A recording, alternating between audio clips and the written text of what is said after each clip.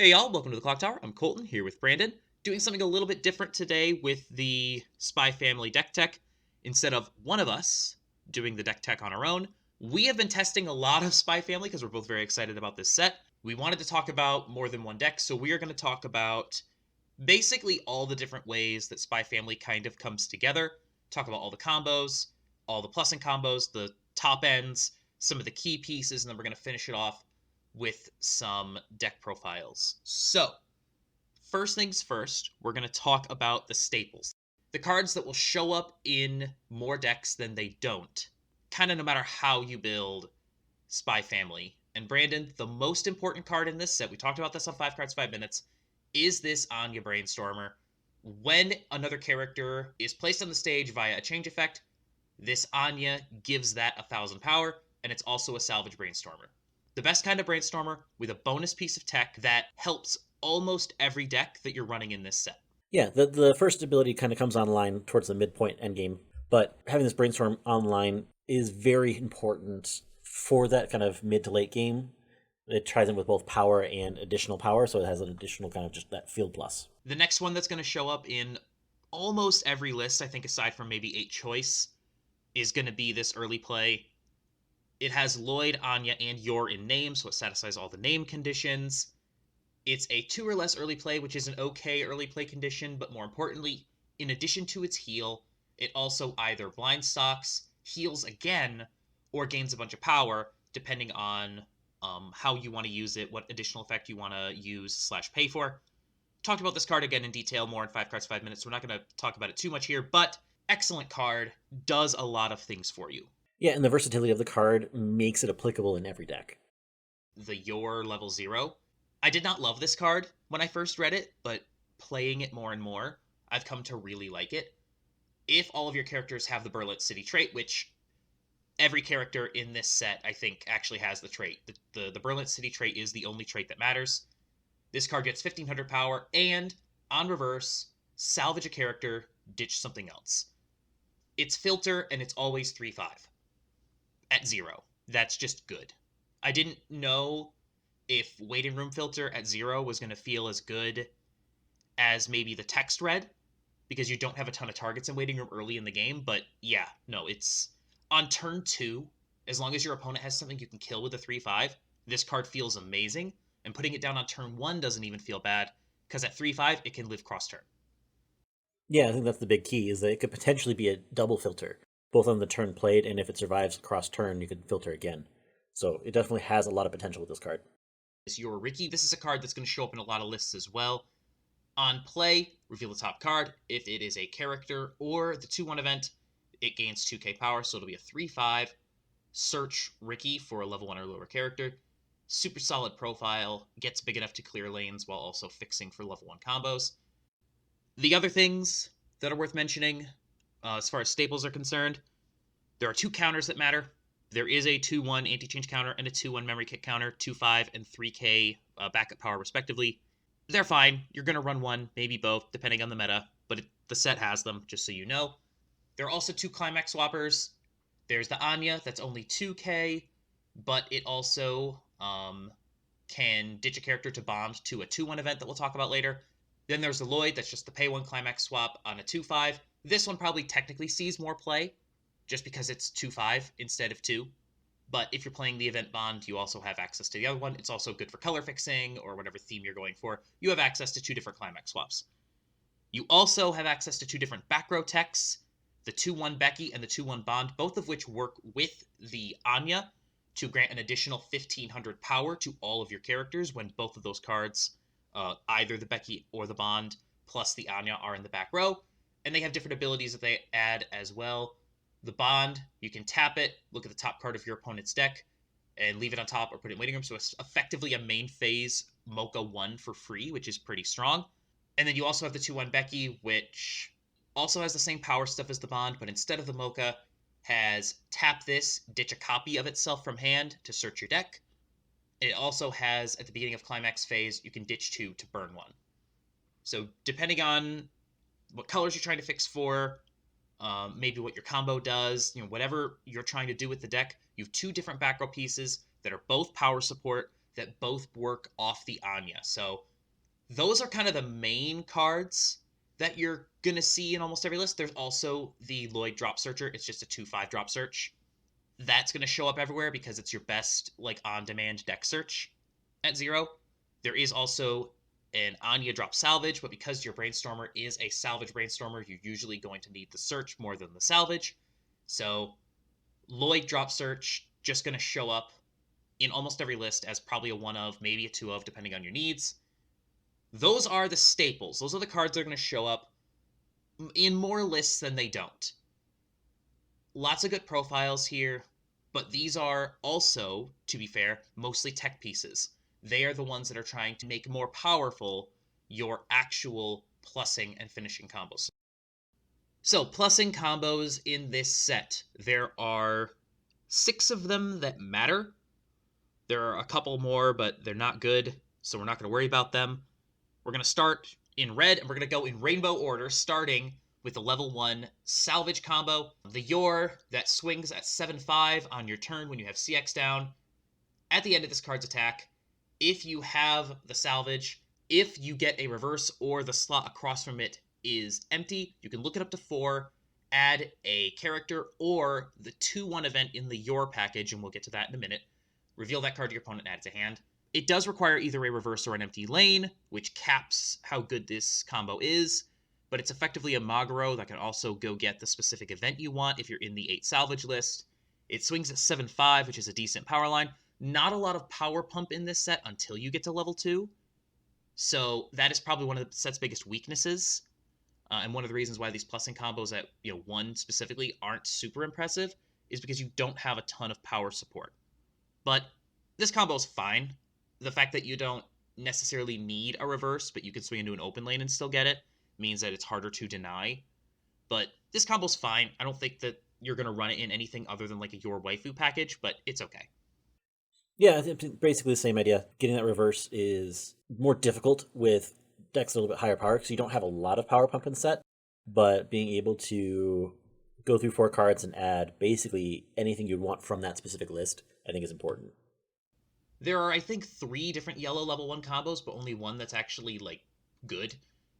And it's this Becky. During your turn, if you have 2 or more others, it's 7/5 with CX. On attack, look it up to 4, choose a yellow character or event, add it to hand. So Magaro for yellow. The power line is decent. This is an 8-choice combo. You're playing heavily into a yellow package, and we're going to show that list in a minute. This is only for that one list. There's an Anya from the trial deck, but it requires a reverse, and it's really small. There's a Damien that your opponent gets to choose what you plus, which always kind of sucks.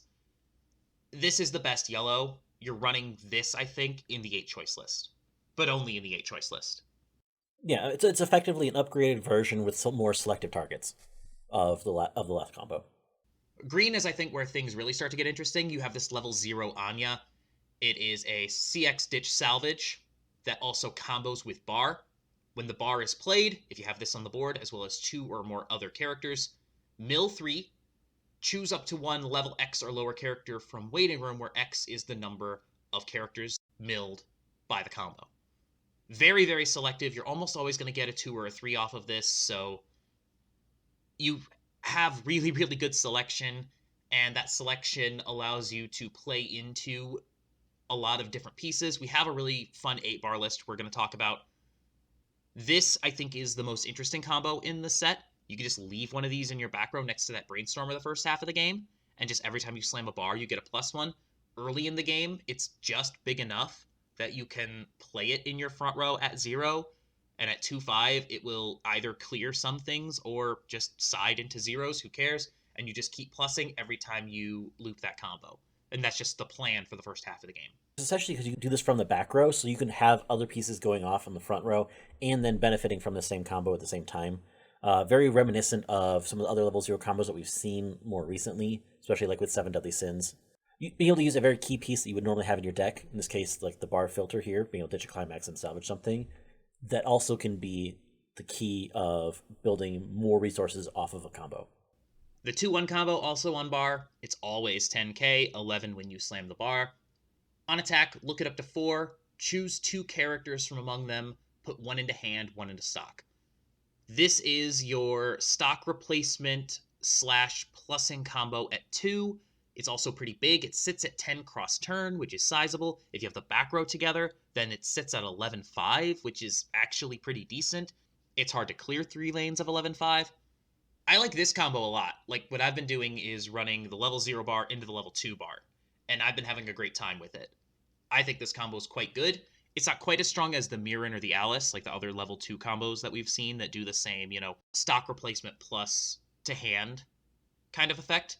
But I think this is quite strong, but also reasonably balanced. It's a good combo, and I think the deck you can build around it is really fun. Last green combo, level 1 Yor on bar. When you play a CX, it gains 2-5 and Ditch 1 Twin Drive. That is not a combo effect. That's just if there is a CX in play. When the card attacks with the bar combo in play, you can salvage 1. So this combo is sort of modular. It allows you to choose, do I want to plus stock or do I want to plus hand? That's pretty neat. There's no mill at all on this, and it does nothing if you don't have a climax down. So if you don't get your climax, this card is a 3-5 vanilla. That's bad. But the rest of the effects are at least interesting.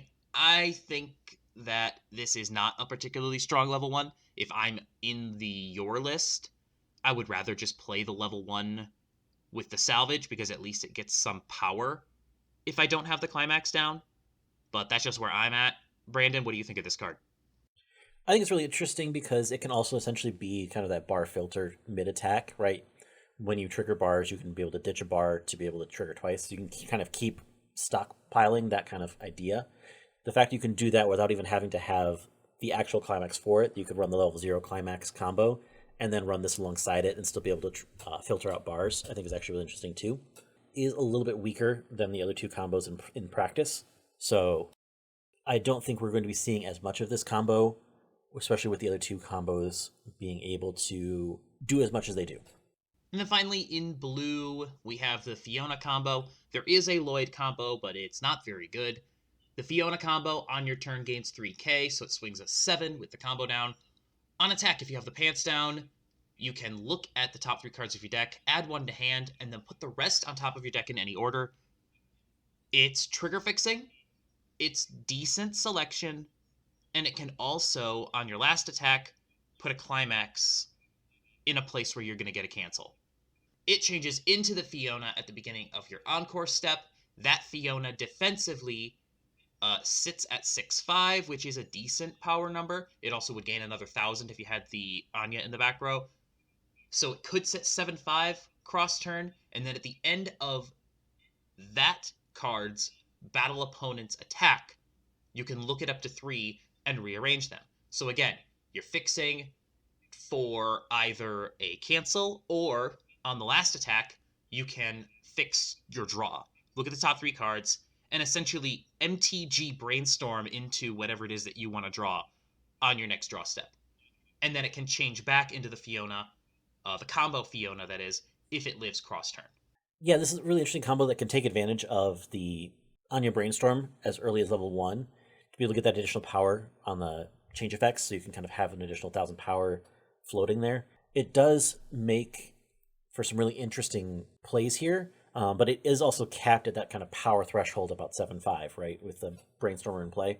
So being able to defensively sit at 7-5, or even then offensively sit at 8 on attack with Climax, assuming you've been able to do the change, is definitely interesting. It has that kind of ability to manipulate the top cards of your deck, so try to help hopefully cancel in the right order, or cancel over on the right amount of damage to be able to like maximize your deck, is what it's trying to do here. But it also has very limited selectivity on the combo itself. So it's a really interesting combo and has a lot of potential, but you also have to deck build in a very specific way to make this, to take the most advantage of this card. Yep, and at the end of the video, we're going to talk about deck lists and talk about, the different tech pieces that make the 8 Pants package in particular a very interesting one. So moving on to finishers, there are 4 of them.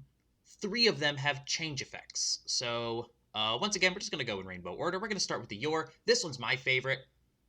On attack, pay 1, deal 4, and it gains a bunch of power. Very straightforward. Your goal is to go 4-3, 4-3, 4-3. At the beginning of your encore step, if this is rested, you can change it with a green 3-2. That's what all three of these changers do. They change into green 3-2s. And when they come on by their change effects, you can use their on-play effects, which in the case of this Yor is a heal to stock, ditch 1, heal to stock.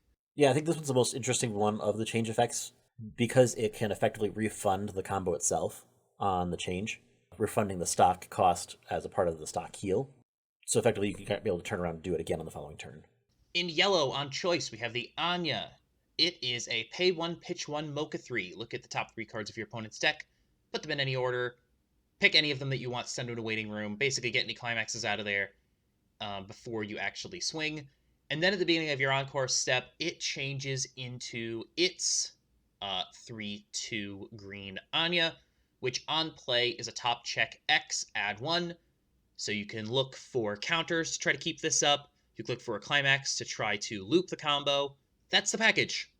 In my head, it's the least interesting of the three in terms of its top end potential, mostly because Mochas just don't ever feel like they really get there. But it's at least interesting, and it probably has the most interesting defensive plan out of any of them, because the goal is, it sits there big, and you try to get this Mocha over and over again. Yeah, and I think that's what this card really is trying to go for here. This is the defensive top end of the set.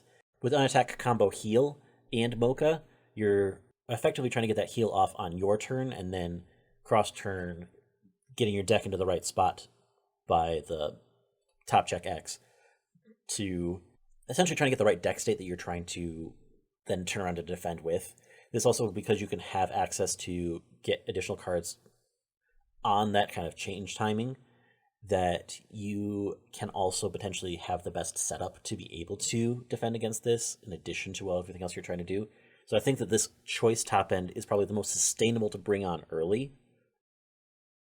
And also worth noting that all three of these change top ends have ways to bring them down early. We'll talk about those when we talk about the decks, so that's what we're doing next.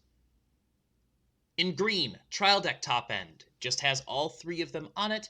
On play heal, on attack pay 1, pitch 1, burn 3. Very straightforward. One of the better trial deck combos we've seen in a minute, frankly. This is probably only going to get played in like an 8-bar family list, like a Forger's family themed list.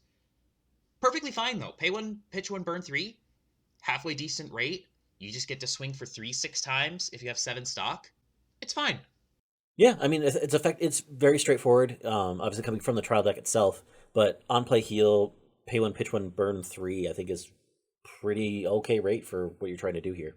And then finally we have the level 3 Lloyd combo. On attack, pay 2 if you have 6 or fewer cards in your hand.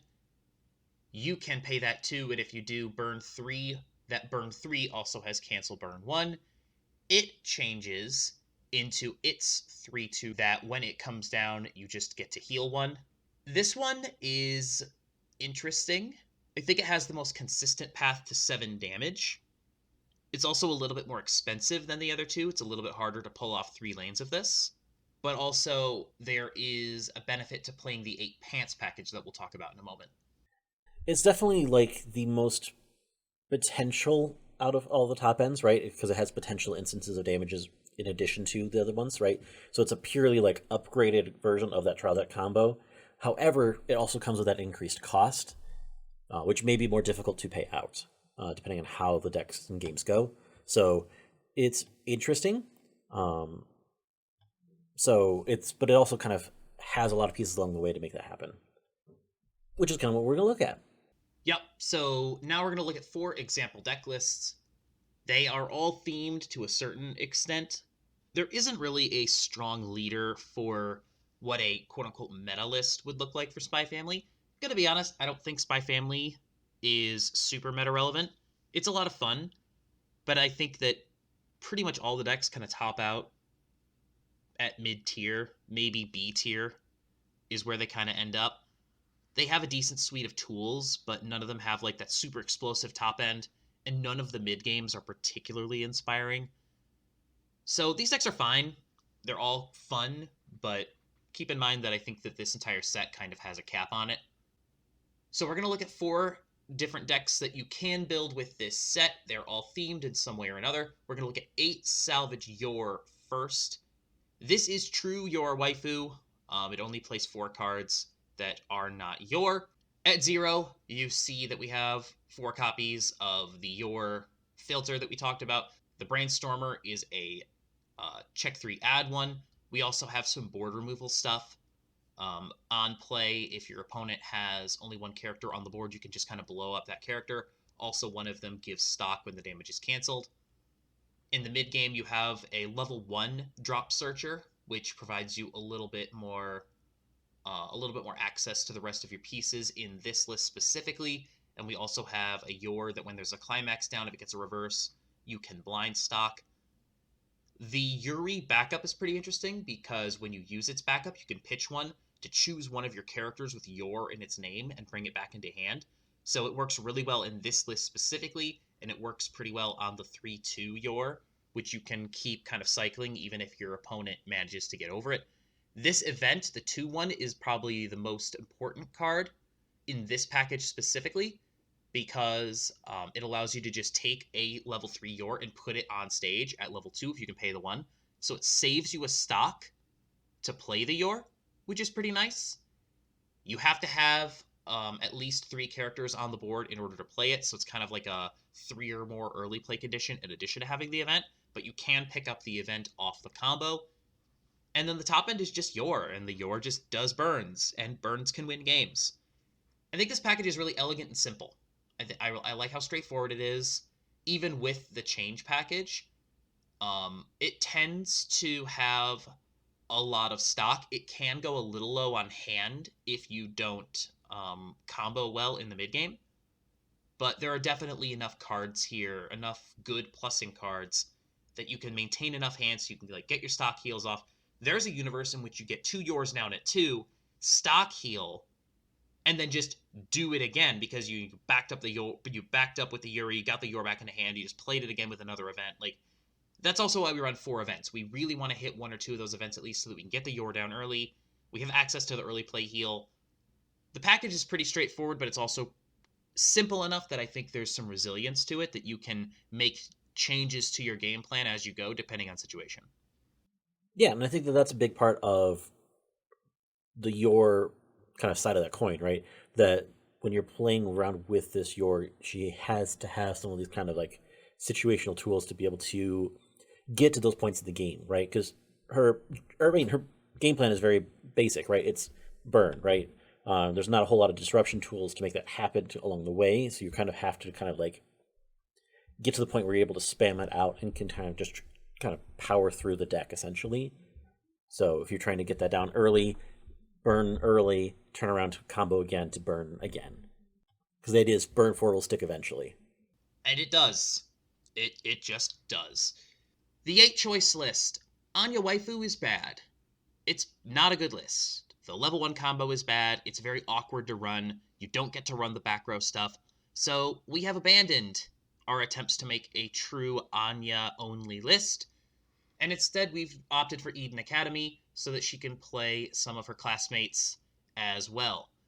At level 1, we run the Becky, and we also run the Anya Clean Cut. It has a soul trigger, which is pretty cool in an 8 choice list. It swings in at 6/5, and when it gets a reverse, you can clean cut one of your characters to the back row. The level 0 suite is interesting. We run, obviously, the Brainstormer that really makes a lot of the package work. We have the CX swap as well. 2 copies of the drop salvage, 3 copies of this fun Anya, which is also, I think, the Champions promo for BSF this year. It is an Amagi on a Mill Runner, so you can play this card early on as a plussing 0 that runs away, and then you can slide it into your back row on your combo turn, and when you slam CX, you pay 1, look it up to 4, add a character. So, fun multi-use card that's quite good at 0. We also have the Event Bonder 0. On play, look it up to 3, choose an event, add, and then ditch. You can also on play ditch to search your deck for specifically the 2/1 event. This is the 2/1 event that will bring your level 3 combo down, so we'll just go ahead and look at level 2. If you have 3 or fewer characters, you can't play this from hand. So a similar condition to the Your event, except I think a little more restrictive. You also need to have this Bonder on the board, because in order to play the 2-1, you need to sack the Bonder, send it to waiting room, and if you do, essentially salvage to board any character with Anya in its name. Usually that target is going to be the level 3 combo, so you do have a way to get this down early. This is probably the clunkiest of the change effect early play packages, I think, to get on board early. It's the hardest one to bring on at level 2 because you've got to have a couple of pieces together. But that's also where the level 1 combo is helpful, because the level 1 combo can go get you any yellow character or event, so it can just pick up this Stella event. It also has access to the level 2 event with Your and Anya. It goes to memory when you play it and you choose 2 characters. They can side without soul penalty, and if it is in memory, your characters with change, so your Anya combo, they get 1,000 power and hexproof. So this is a kind of a spot piece where you can use it to get around early play counters and things like that. It does require a lot of resources to get, the Anya combo on board and this event. It's intensive, but if you can get there, it's a pretty nice board. And then, of course, we also have the Becky in the back row that allows you to search things. If you ditch a copy of itself, it also gives all that power. The early play instead of the green one, because we have the level 1 combo that only looks for yellow characters. We have the Anya and Damien, which is also a 2 or less early play. It's a stock healer that also gets some power, so not as good as the green one, but still perfectly playable. It's perfectly fine, and it's yellow, which is what's important. We also have at level 3 a bouncer if our opponent has something that is disrupting our ability to do our combo. So overall, the list is fine. It's hard to run. It's not an easy list to get going, but the pieces are all there for a really nice board if you can get it all to work. As much as it costs a lot of different cards to make it happen, you have a lot of the tools to be able to get those cards into play and into hand. I think you have a lot of potential here with this set to be able to make this happen and get these things on and ready to go, especially because you can kind of focus in on whatever resources you do have and able to kind of exploit those to the best of your ability too. So moving on to green, looking at the 8-bar list.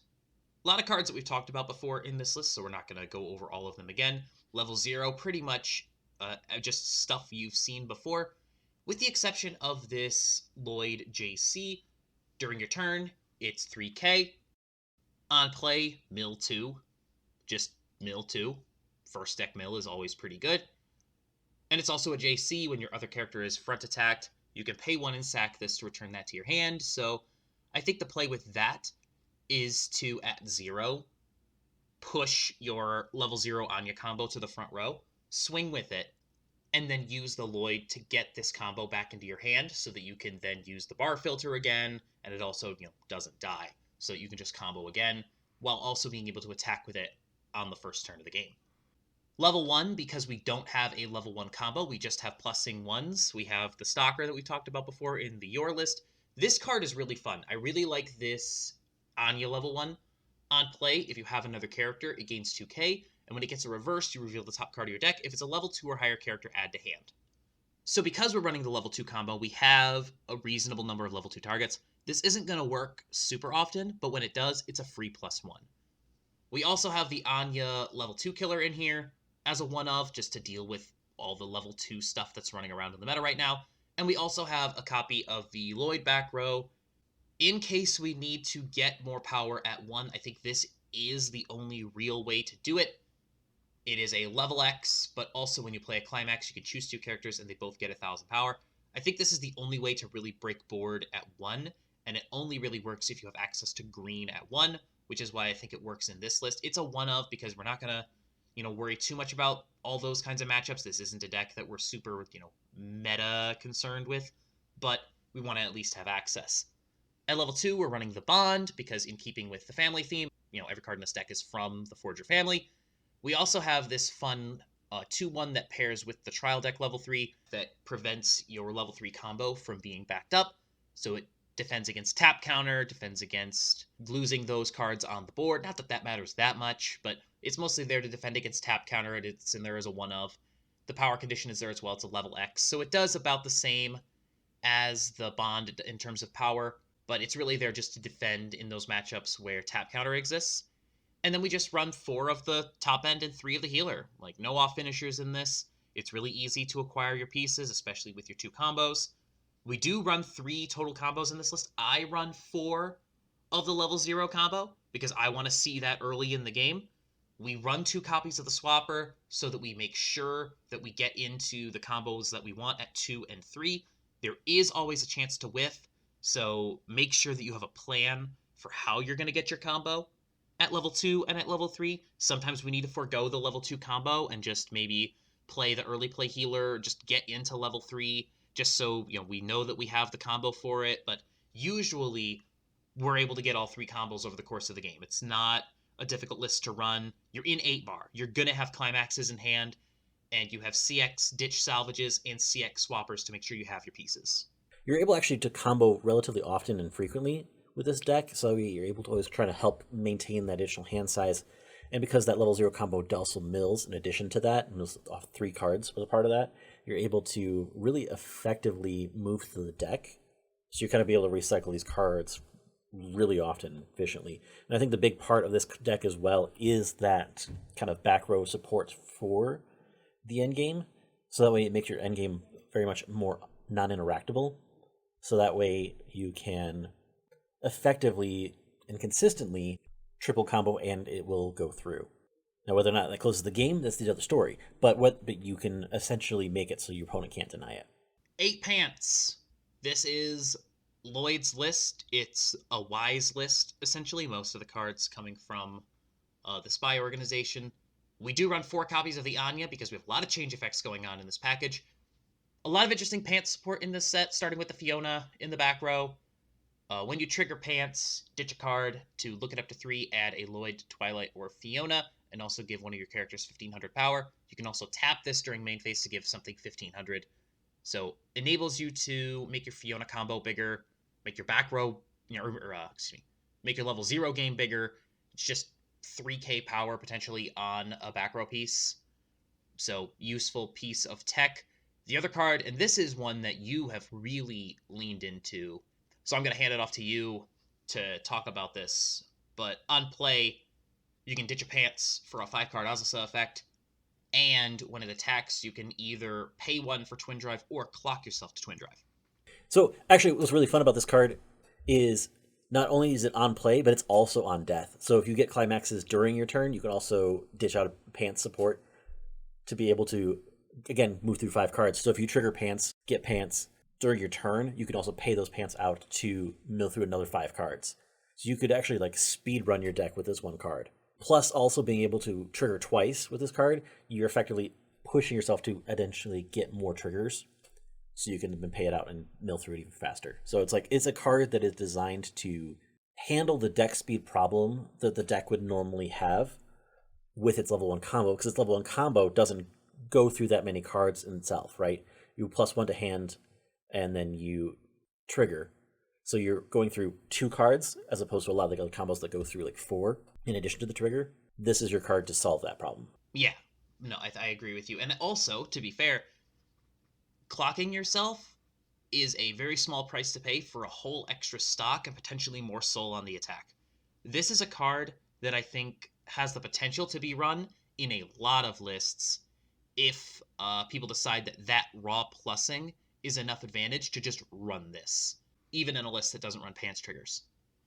We also have the Lloyd filter, just straightforward double filter. On play, reveal a top card. If it's a character, add ditch, and then you can also ditch to salvage if you sack this. So sort of a helmet type effect. It filters, potentially fixes problems for a neg. We talked about the combo. We try to make the Fionas big on defense. We run the Yor backup as well to try to potentially win with Fiona on defense if Fiona isn't quite big enough. We run 4 copies of the Lloyd event at level 2. If your memory has 2 or fewer cards in it, you can rest one of your characters and play this, so you don't need a character limit on board in order to play this. If it's in your memory at the beginning of your main phase, you can send this to memory, choose one of your level 3 Lloyds in your waiting room, put it on stage. So Unlike the other two, it does not bring Lloyd onto the stage immediately on the first turn it's played. It brings it on the next turn, but it does pay only 1 stock to do so. So you're saving a little bit of stock. You are losing the extra card. It's essentially pay 1, pitch 1 to bring the Lloyd on early, as opposed to just the normal pay 2. And it might not come on until level 3. Like, it just depends on how much damage you take. But at 2-0, you can play this. You can play 2 of it, and then just summon your combo to the board. So it makes it nice and easy as long as you have combos in waiting room. Then the rest of level 3 is just the early play healer, and then the change package. Yeah, no, I think the event is actually really interesting because you can kind of just stuff it in memory and then activate it when you need to, right? Like, you don't have to bring it on that immediately following turn. You can wait an additional turn. It also doesn't just activate immediately at the beginning of draw phase, so you can actually choose when you activate the ability, so you can actually get your Lloyds into waiting room to then spawn them out with the event. So you don't have to rely on, hey, my deck has to be in a very certain spot at a very certain time. The other side of that coin is because you're saving stock with the event, you're able to then try to use that stock for the combo itself. Right, because the combo is a little bit more stock intensive than the other two. Yeah. I think it makes sense. And the payment for all of that is that delay. You don't get to have your level 3 combo on the board immediately. So that, I think, is one of the reasons why you're running 3 copies of the early play healer in this. You want to make sure you have things to play. If you didn't win board with Fiona cross turn, like if you combo and then they push you into 2 on the next turn, if they cleared all of your Fionas because they had a bigger board, you can play your events, but you can't get your Lloyds in early. So you've got the early play to potentially give you something to do in that spot. And also you can fix your draw with the level 1 combo as well to make sure that you draw into something that you can play. So this is a technical deck. This requires a more deft hand, I think, to really maximize the value of. But when played well, this deck has some really nice stuff going for it. So that's kind of an overview of a lot of the different ways you can play the new Spy Family set. It drops on Friday. Brandon and I are actually going to a Spy Family draft on Saturday, and I'm sure we will talk about that next week on our next Clock Talk. We'll have gameplay for a couple of these decks on Thursday, and then the following Thursday, more 5 cards, 5 minutes. I think we're talking about Chainsaw Man. Until next time, thank you so much for joining us. Please like, share, comment, and subscribe, and have a good one. We'll see you then.